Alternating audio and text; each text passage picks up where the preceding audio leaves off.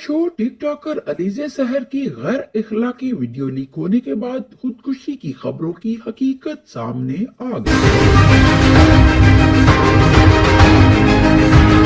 2 दिन कबल social media पर अलीज़े सहर की गैर इखलाकी वीडियो वायरल हुई, जिसमें वो मोबाइल फोन पर किसी के साथ वीडियो कॉल पर मसरूफ है और सामने वाले कॉलर की ख्वाहिश पर वो बरहना होती है। मारूफ टिकटॉकर अलीज़े सहर की गैर इखलाकी वीडियो सोशल मीडिया पर लीक होने के बाद खबरें आई कि अलीज़े ने मुबैना तौर पर खुदकुशी कर ली है।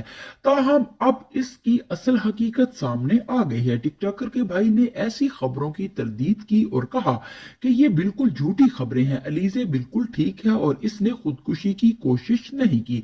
अलीज़े सहर का अभी ताजा व्लॉग भी शेयर किया गया है, जिससे जाहिर होता है कि वो बिल्कुल ठीक है।